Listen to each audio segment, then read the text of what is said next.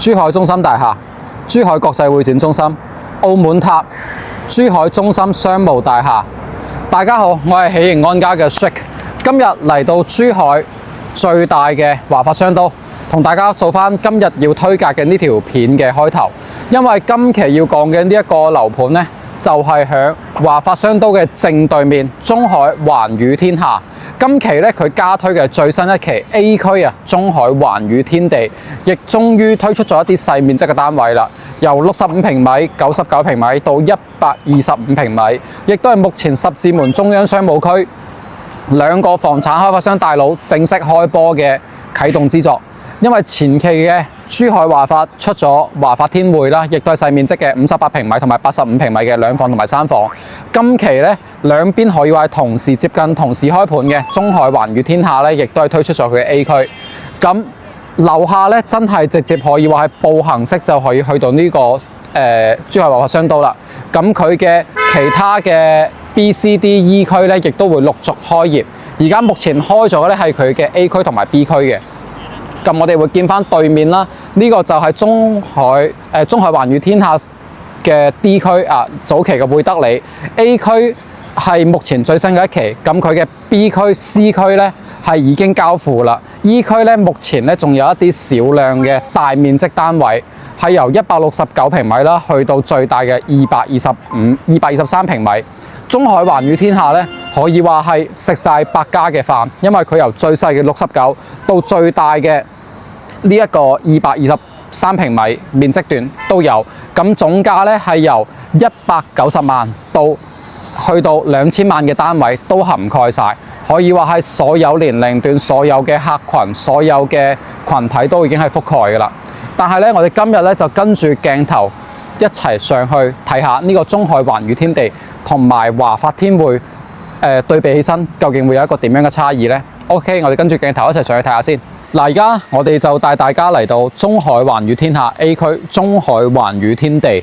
嗱，咁成個公區嘅展示呢，我哋就可以睇翻，其實佢嘅綠植啊同埋樹種嘅分佈呢，都算係多樣性啦。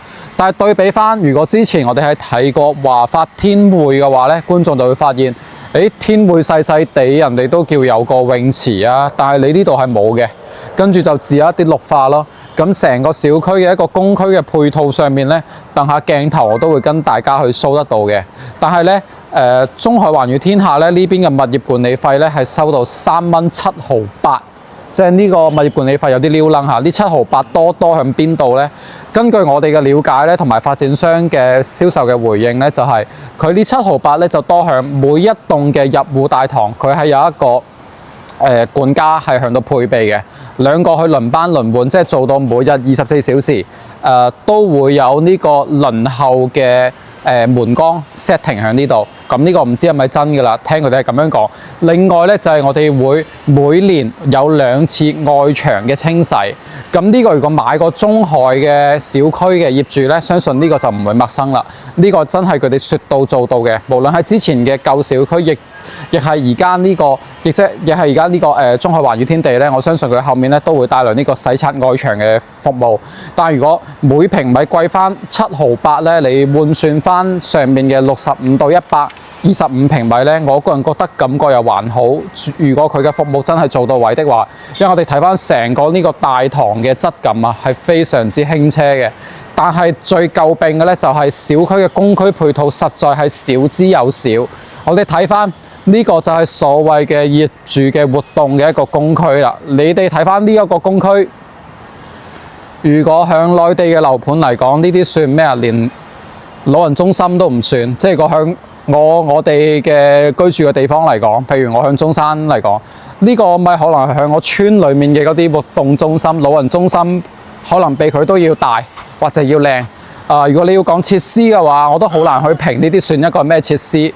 嗱，呢一個咧就係我覺得佢嘅公區上面咧，就並唔係咁完善啦。小區自身嘅公區，雖然講佢樓下就自帶商業，行路就係對面嘅華發商都但係小區自身嘅公區配套咧係稍為差啲嘅。我哋再跟住鏡頭一齊上去睇下佢嘅示範單位同埋佢嘅精裝單位，究竟交付俾我哋嘅時候係咩樣嘅。OK， 我哋而家咧就嚟到中海環宇天地嘅7樓示範單位。咁先同大家展示一下啦。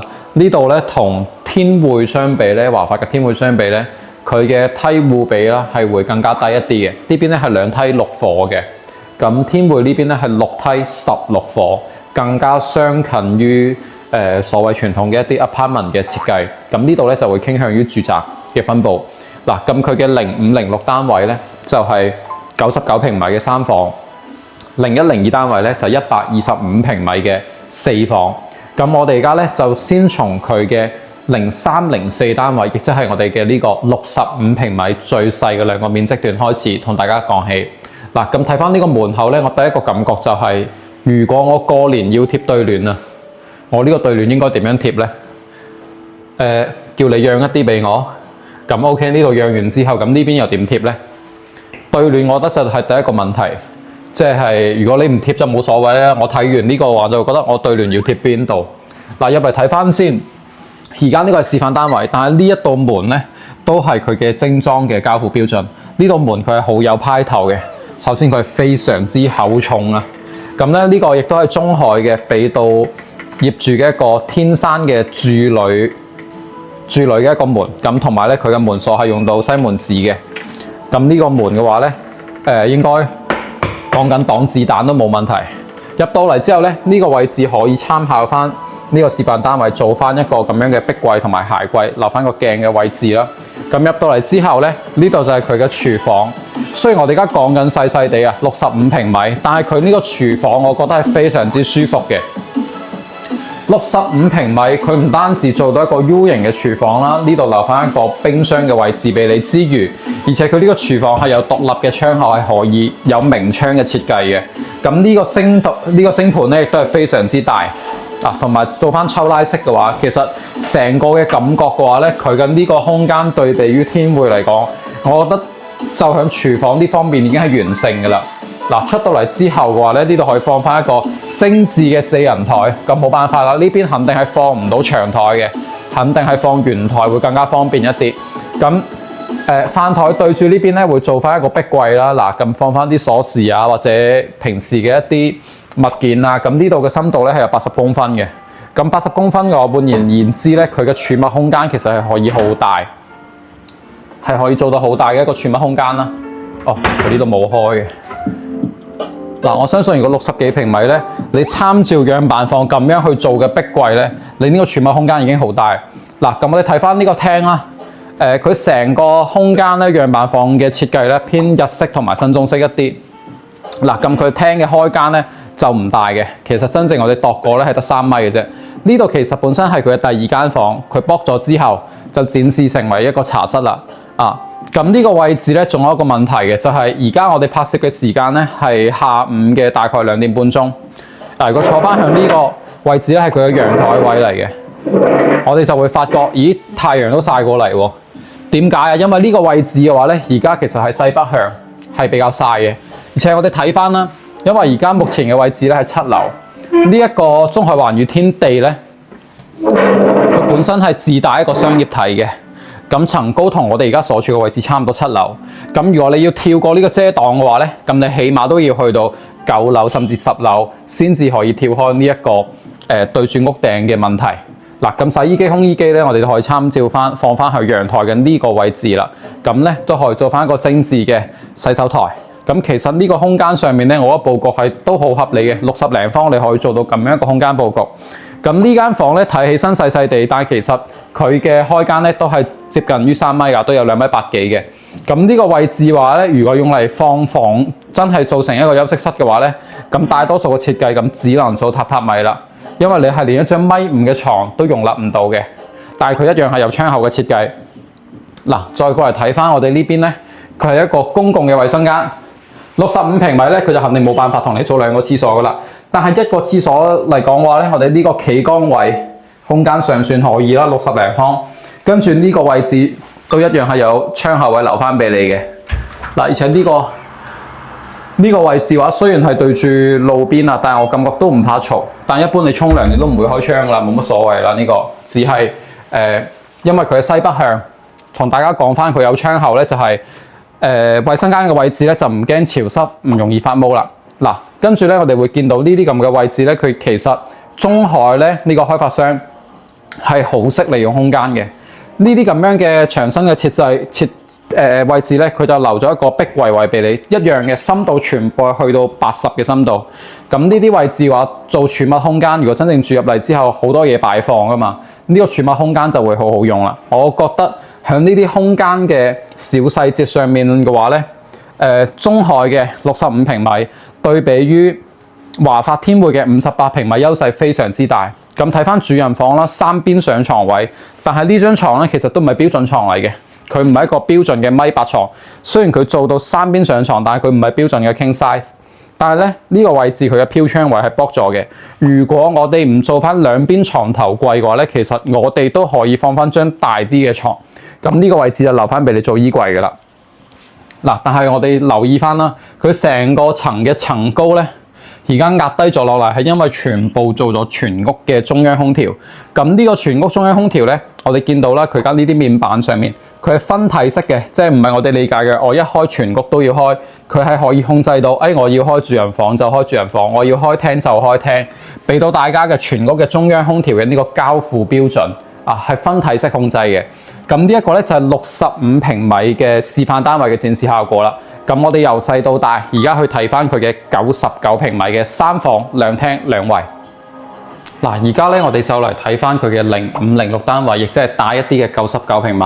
響入去之前咧，想先同大家展示一下中海啊響公區嘅細節上面做嘅一啲處理，譬如每個樓盤每一層都會有佢嘅弱電井啊，或者係啲水標箱咁啦。但係中海咧，佢就會做到呢一個咁樣嘅包邊啦。咁喺成個公區好多樓盤，佢最多就只係做到咁嘅啫。啊，跟住呢面牆可能同你貼啲瓷磚啦。但係中海呢邊咧就會喺呢啲細節上面做到會更加到位一啲。咁喺成個公區睇起身咧就會好乾淨、好整潔，質感都會出嚟。但係99平米咧同樣會有呢個問題嘅，就係對聯咧呢邊兩邊黐係冇問題嘅。但如果譬如05或者06，我就要黐另外一個對聯就要黐呢度啦。嗱，但係如果兩個單位嚟揀咧，我更加個人會傾向於揀05，因為呢個係一個角落頭嘅位啦。如果到時有啲咩嘢，譬如小朋友有啲玩具車啊，或者上向門後再放個裝遮嘅桶啦，或者係一啲甚至係鞋櫃啦，呢啲咁嘅角落位咧都唔會影響人啊嘛。嗱，咁我哋入嚟睇翻先，一樣嘅交付標準係有呢個天生主女門啦，跟住西門子電器啦。入到嚟之後呢個位置咧做咗一個玄關嘅壁櫃，咁呢個壁櫃咧到時大機率就係用嚟做翻鞋櫃啦。呢度可以放翻一啲鎖匙嘅位置啦。但係我哋睇翻呢個廚房就有啲問題啦，都係 U 型嘅廚房啊，西門子嘅3件套啦，爐灶啊、抽油煙機同埋呢個消毒碗櫃。跟住咧，星台都係好高嘅，都係好深嘅，冇問題，幾好用。仲做咗一個半開放式嘅設計。但係大佬啊，我雪櫃放邊度啊？嗱，睇翻嘅話，呢度就係我個人覺得有少少唔係咁方便啦。如果你要放嘅話，雪櫃只能放翻向呢啲咁嘅位置，向呢啲咁樣嘅櫃門位置做翻個雪櫃位。而且真正嘅雪櫃嘅話咧，係唔止咁淺嘅，你唔會話好似呢個櫃咁隱藏式，因為呢度嘅深度大概係得翻60。真正嘅雪櫃個做出嚟，係一定會凸翻出嚟，咁就一個係唔美觀啦，第二個就係唔係好方便動線上面。飯廳嘅位置咧，佢比頭先65平米咧要稍微大翻啲，但係同樣都係放翻一張4人台。圓台嘅話咧，你都可以放，但係空間上面都係有啲逼夾嘅。嗱，但係飯廳呢個開間咧，佢就會比頭先嘅要大啦。廳嘅開間咧，佢係可以做到4米嘅，而且呢個朝向咧係東向，因為我哋望翻出去，我哋就會見到我哋嘅澳門塔啦，同埋會展中心嘅。嗱，呢個係東向嚟嘅。但係咧，如果呢個位置咧，可能有啲人會介意嘅就係，一望落嚟，窗對落嚟就係一個十字路口位。嗱，咁呢個如果你好在意風水或者個人對呢樣嘢好介意嘅話咧，咁就要慎重去選擇啦，因為呢個係冇辦法避免嘅。但係要同大家講翻，呢條路並唔係主幹道，主幹道係向外面嘅呢條就係小區內部嘅通勤路線，全部都係雙向嘅雙車道，佢係唔係好嘈嘅啫。我哋實測將呢個門打開啊，其實都聽唔到咩聲音。係，所以呢個話咧，如果你係介意風水嘅，咁就冇得傾啦。如果你話係噪音，就唔使咁擔心嘅。咁入到嚟睇翻呢邊之後嘅話咧，佢係佢嘅另外一間客房啦。呢間房咧，佢改造成咗一個電競房嘅。咁細細地唔係好大。如果你真係要做到去休息室嘅話咧，做床嘅話咧，只能係做榻榻米嘅啫。做完榻榻米之後嘅話，呢個位置可以做書台啦，或者做翻一個衣櫃。咁呢邊做翻個門嘅位置開門。嗱，呢度睇翻我哋嘅第一個衞生間啦，99平米咧，佢係做到2個衞生間嘅。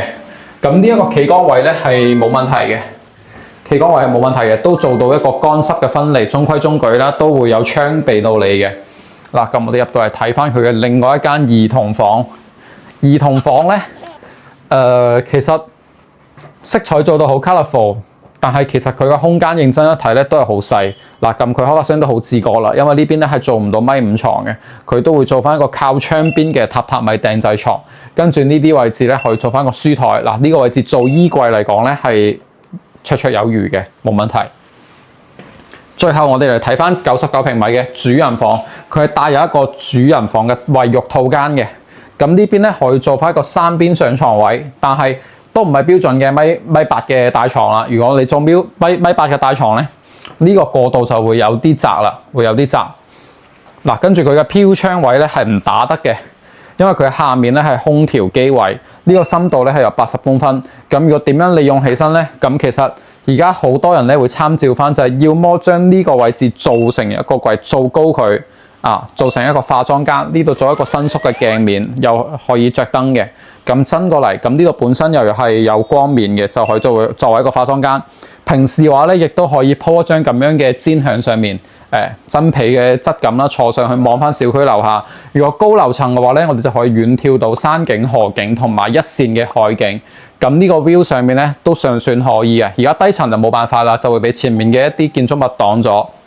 嗱，咁呢個咧就係99平米嘅3房兩廳2衛嘅展示。我哋而家最後咧就去睇埋呢個125平米嘅4房2廳2衛。OK， 我哋而家咧就嚟到最大嘅示範單位0102嘅125平米4房2廳2衛。咁對聯呢個我就唔講啦，我發覺成層都係呢個問題，所有戶型都會有呢個問題。咁我哋睇翻啦，入到嚟門口，我覺得最實用嘅咧就係呢一個位置啊。呢一個小細節嘅處理咧，125呢個位置本身喺窗台位做咗一個位置俾你。我覺得平時喺度坐喺度最多嘅就係咩啊？方便你換鞋啦。嗱，入到嚟睇翻之後啦，我哋成個125啦，大咗幾十個平米之後咧，成個廳嘅開間會闊咗好多，而且我哋亦都會見到飯廳位可以放翻一張圓台啦，6人或者長台嘅6人都冇問題。而且咧，佢嘅呢個做咗半開放式嘅 open kitchen 嘅設計之後咧，一個 L 型嘅動線啦，但係我哋嘅雪櫃位咧就要放翻向呢個位置啦。咁呢個位置咧做翻個雙門雪櫃位係冇問題嘅。佢呢個唔可以打開嘅，唔可以打開，但係呢個位置咧係綽綽有餘，俾你做一個雙門嘅雪櫃。睇翻成個廳嘅空間先，會覺得哇咁大嘅。但係我哋要留意翻，其實喺呢一個分割位咧，本身呢個位置3米嘅開間咧，佢係做咗一個房間嘅。交流嘅時候係間房嚟嘅。咁而家約示範單位咧，就將呢間房剝咗，剝完之後，成個廳嘅開間咧係去到6.6米，所以就會覺得個廳好大，同埋因為佢嘅採光面咧係非常之大嘅。中間基本係冇柱位啦，一面做過嚟，雖然佢唔係一整面玻璃下，但係佢嘅採光面好大，就會顯到呢個空間感好強。而且我哋只要樓層高翻啲咧，我哋就會見到翻呢啲咁樣嘅山體公園啦。咁視野上面係會靚翻好多嘅。咁我哋再過嚟睇翻佢嘅房間先啦。嗱，呢個位置咧係做咗一個公共衛生間俾你嘅。就中規中矩啦，乾濕分離，一樣係有窗口俾翻你嘅。而且125平米咧，佢係南向，所以我哋會見到每間房咧，佢嘅採光咧都會好好多。頭先個廳係朝南嘅，呢邊亦都係朝南嘅。3邊上床位呢個位置咧係剝咗飄窗俾到你噶啦，所以呢間房嘅空間上面使用會更加會好一啲，利用率會高啲。嗱，跟住我哋再睇翻另外一間客房。嗱，125平米咧，我覺得最好嘅就係佢其實4間房連埋個廳啊，全部都係南面嘅，所以佢個採光都會好明亮。嗱，呢間房咧就稍微細翻啲，佢就做翻個榻榻米啦，衣櫃就做翻喺呢個位置。嗱，最後我哋睇翻呢個主人房嘅套間。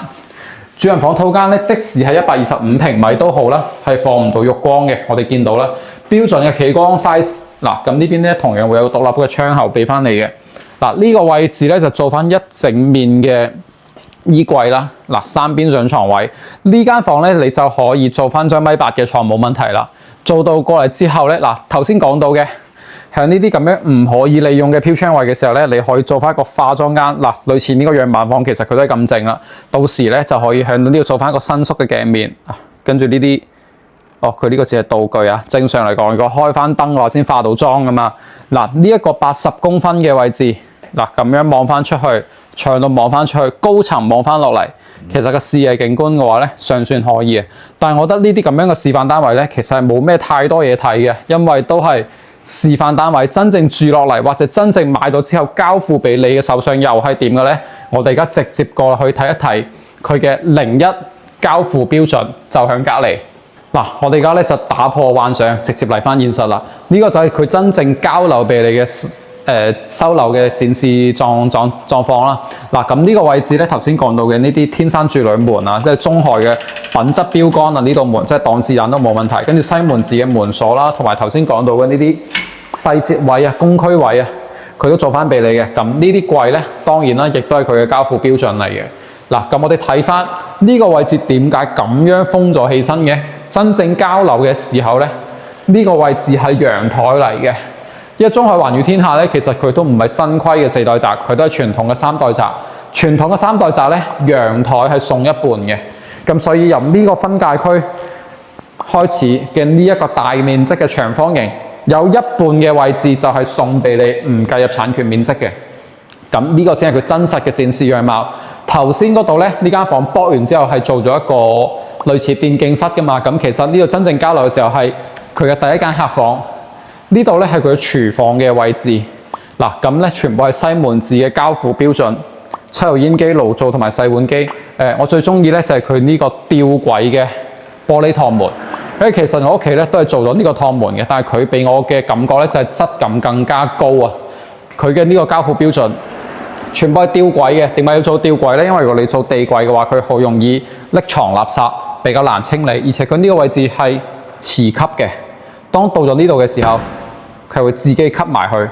即係呢個細節上面咧，咁呢個成本，因為我之前自己做過，呢度成本嘅話應該都要去到，因為佢批量高啊。如果你係一戶一戶咁裝咧，個成本起碼都要去到2萬蚊。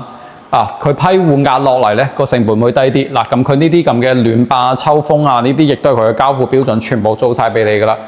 嗱，咁呢間房咧就係頭先佢展示嘅嗰個示範單位。咁如果你好係中意要封窗嘅，咁你呢面牆係可以推咗佢，但係向收樓驗收之後自己再去做改造啦。喺收樓之前，佢係冇辦法幫你推出去嘅。嗱，咁呢啲位置咧，同樣板房嘅展示咧係完全一樣嘅，就唯一嘅咧就係佢唔係智能馬桶交付，係普通嘅馬桶。嗱，咁呢間房咧都係一樣嘅。如果唔知嘅人就會覺得，誒點解呢個位置做咗個咁樣嘅邊框係咩嚟嘅？嗱，同翻大家講就係，因為呢啲位置咧佈建嘅時候都係陽台，響收樓之後嘅話咧，你先可以將佢改動推咗佢，咁就可以做翻一個完整嘅房間。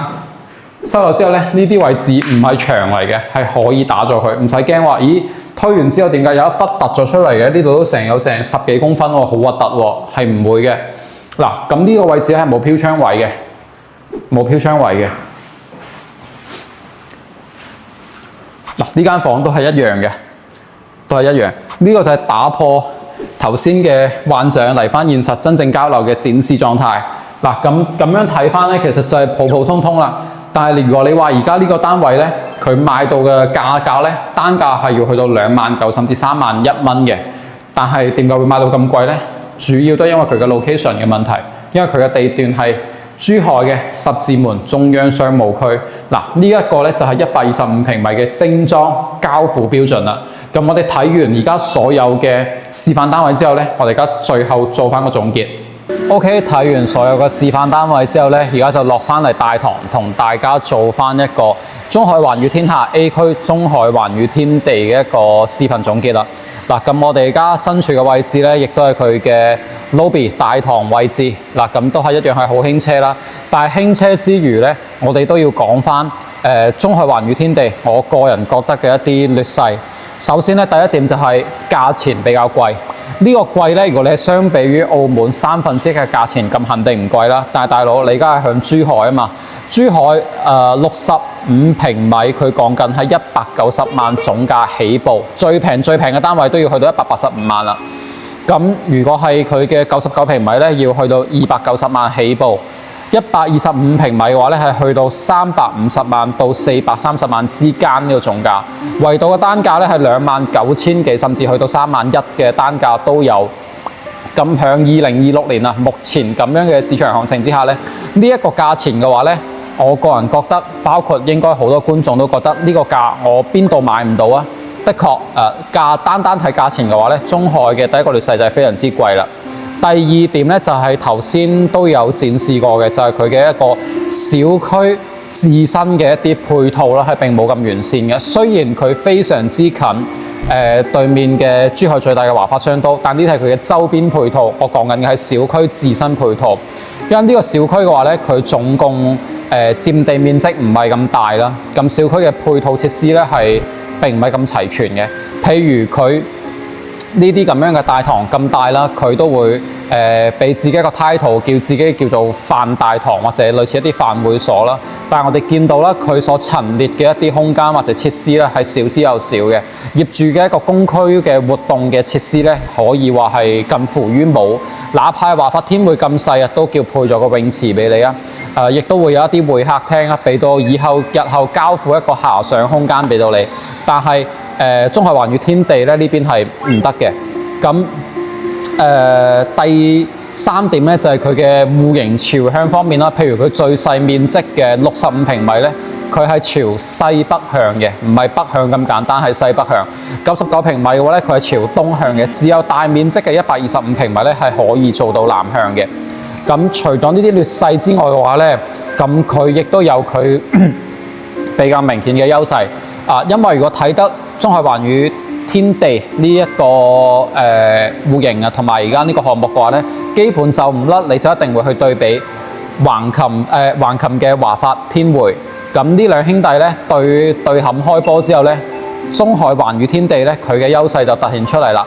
第一點咧就係佢兩梯六戶嘅設計啦，相比於華發天匯嘅呢個6梯16戶。佢嘅舒適度同埋以後居住嘅人群一定係更加高質嘅，因為6梯16戶你就預咗以後你嘅業主會將呢個單位放租出去，咁喺裏面居住嘅人群一定會相對更加雜亂一啲。而呢個65平米、99平米到125平米嘅係更加多會有人去自住啦，同埋退休養老嘅。咁喺呢個方面咧，人群嘅質素上面就會唔一樣啦。同埋佈局嘅密度上面啦，會唔同。6梯16戶同埋2梯6戶肯定係有一個質嘅變化嘅。跟住如果優勢嚟講咧，就係第三個點咧，就係佢嘅周邊配套非常之完善，樓下行路就可以去到珠海最大嘅華發商都，而且呢度去翻澳門嘅話咧，經十字門口岸5分鐘你就可以到達。隨住澳車北上啊，我相信會越嚟越多嘅澳門街坊了解、認知同埋認可呢度。咁呢個地段嘅價值咧，而家嘅29000咧，可能會覺得有啲貴，但係佢後面嘅發展同埋遐想空間咧，我覺得都係非常之有前景嘅。咁呢個就係我對於中海環宇天下目前 A 區嘅綜合測評。如果你都感興趣，歡迎繼續 follow 我哋，關注我哋嘅 channel。我係喜盈安家嘅 Shik，下期再見，拜拜。